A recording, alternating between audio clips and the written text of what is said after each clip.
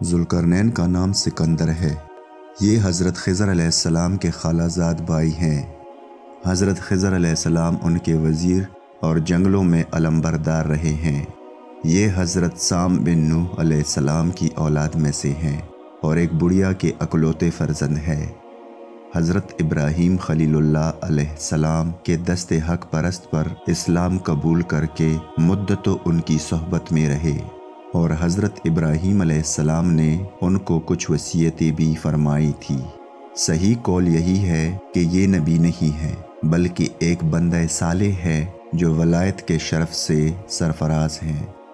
حضور علیہ السلام نے فرمایا کہ یہ ذوالقرنین 2 سینگوں والے کے لقب سے اس لیے مشہور ہو گئے کہ انہوں نے دنیا کے 2 سینگوں یعنی دونوں کناروں کا چکر لگایا تھا، اور بعض کا قول ہے کہ ان کے دور میں لوگوں کے 2 قرن ختم ہو گئے۔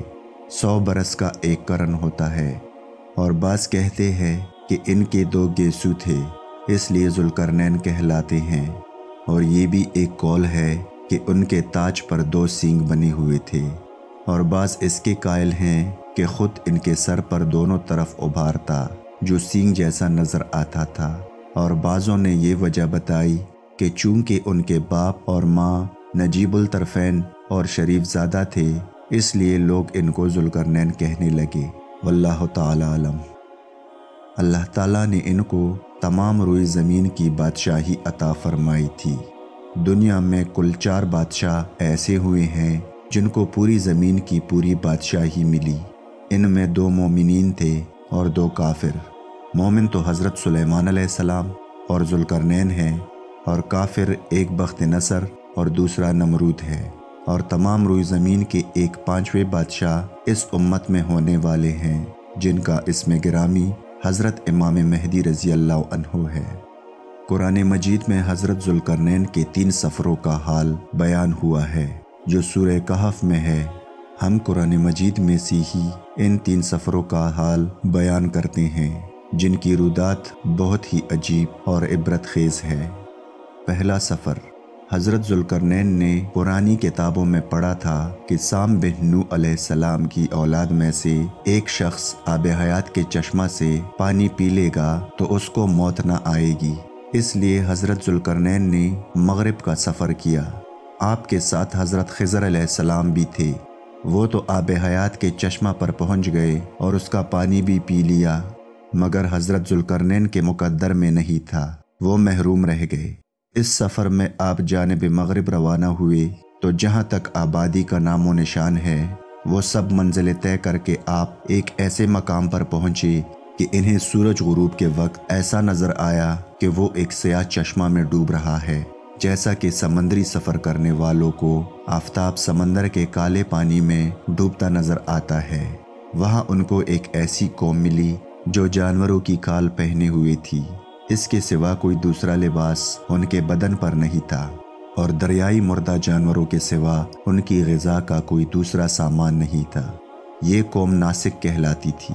حضرت ذوالقرنین نے دیکھا کہ ان کے لشکر بے شمار ہے اور یہ لوگ بہت ہی طاقتور اور جنگجو ہے، تو حضرت ذوالقرنین نے ان لوگوں کے گرد اپنی فوجوں کا گھیرا ڈال کر ان لوگوں کو بے بس کر دیا۔ چنانچہ کچھ تو مشرف با ایمان ہو گئے، کچھ آپ کی فوجوں کے ہاتھوں مقتول ہو گئے۔ دوسرا سفر، پھر آپ نے مشرق کا سفر فرمایا، یہاں تک کہ جب سورج طلوع ہونے کی جگہ پہنچے تو یہ دیکھا کہ وہاں ایک ایسی قوم ہے جن کے پاس کوئی عمارت اور مکانات نہیں ہے۔ ان لوگوں کا یہ حال تھا کہ سورج طلوع ہونے کے وقت یہ لوگ زمین کی غاروں میں چھپ جاتے تھے، اور سورج ڈل جانے کے بعد غاروں سے نکل کر اپنی روزی کی تلاش میں لگ جاتے تھے۔ یہ لوگ قوم منسک کہلاتے تھے۔ حضرت ذوالقرنین نے ان لوگوں کے مقابلے میں بھی لشکر آرائی کی، اور جو لوگ ایمان لائے ان کے ساتھ بہترین سلوک کیا، اور جو اپنے کفر پر اڑے رہے ان کو تحقیق کر دیا۔ تیسرا سفر، پھر آپ نے شمال کی جانب سفر فرمایا، یہاں تک کہ سدین 2 پہاڑوں کے درمیان میں پہنچے تو وہاں کی آبادی کی عجیب و غریب زبان تھی۔ ان لوگوں کے ساتھ اشاروں سے بمشکل بات چیت کی جا سکتی تھی۔ ان لوگوں نے حضرت ذوالقرنین سے یاجوج ماجوج کے مظالم کی شکایت کی اور آپ کی مدد کے طالب ہوئے۔ یاجوج ماجوج یاس بن نوح علیہ السلام کی اولاد میں سے ایک فسادی گروہ ہے اور ان لوگوں کی تعداد بہت ہی زیادہ ہے۔ یہ لوگ پلا کے جنگجو، خونخوار اور بالکل ہی وحشی اور جنگلی ہیں جو بالکل جانوروں کی طرح رہتے ہیں۔ موسم ربیع میں یہ لوگ اپنی غاروں سے نکل کر تمام کھیتیاں اور سبزیاں کھا جاتے تھے اور خشک چیزوں کو لاد کر لے جاتے تھے۔ آدمیوں اور جنگلی جانوروں یہاں تک کہ سام، بچھو، گرگٹ اور چھوٹے بڑے جانوروں کو کھا جاتے تھے۔ حضرت ذوالقرنین سے لوگوں نے فریاد کی کہ آپ ہمیں یاجوج و ماجوج کے شر اور ان کی ایذا رسانیوں سے بچائیے، اور ان لوگوں نے ان کے عوض کچھ مال دینے کی بھی پیشکش کی۔ تو حضرت ذوالقرنین نے فرمایا کہ مجھے تمہاری مال کی ضرورت نہیں ہے، اللہ تعالیٰ نے مجھے سب کچھ دیا ہے، بس تم لوگ جسمانی محنت سے میری مدد کرو۔ چنانچہ آپ نے دونوں پہاڑوں کے درمیان بنیاد کھدوائی۔ جب پانی نکل آیا تو اس پر پگھلائے تانبے کے گارے سے پتھر جمائے گئے اور لوہے کے تختے نیچے اوپر چن کر ان کے درمیان میں لکڑی اور کوئلہ بھروا دیا اور اس میں آگ لگوا دی۔ اس طرح یہ دیوار پہاڑ کی بلندی تک اونچی کر دی گئی اور دونوں پہاڑوں کے درمیان کوئی جگہ نہ چھوڑی گئی۔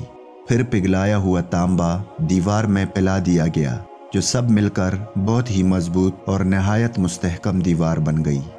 حدیث شریف میں ہے، یاجوج و ماجوج روزانہ اس دیوار کو توڑتے ہیں اور دن بھر جب محنت کرتے کرتے اس کو توڑنے کے قریب ہو جاتے ہیں تو ان میں سے کوئی کہتا ہے کہ اب چلو باقی کو کل توڑ ڈالیں گے۔ دوسرے دن جب وہ لوگ آتے ہیں تو خدا کے حکم سے وہ دیوار پہلے سے بھی زیادہ مضبوط ہو جاتی ہے۔ جب اس دیوار کے ٹوٹنے کا وقت آئے گا تو ان میں سے کوئی کہے گا کہ اب چلو انشاءاللہ تعالیٰ کل اس دیوار کو توڑ ڈالیں گے۔ ان لوگوں کے انشاءاللہ تعالیٰ کہنے کی برکت اور اس کلمہ کا یہ ثمرہ ہوگا کہ دوسرے دن دیوار ٹوٹ جائے گی۔ یہ قیامت قریب ہونے کا وقت ہے۔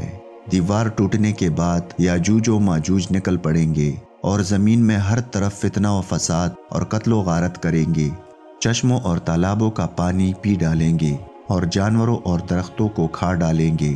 زمین پر ہر جگہوں میں پھیل جائیں گے، مگر مکہ مکرمہ و مدینہ طیبہ و بیت المقدس، ان تینوں شہروں میں یہ داخل نہ ہو سکیں گے۔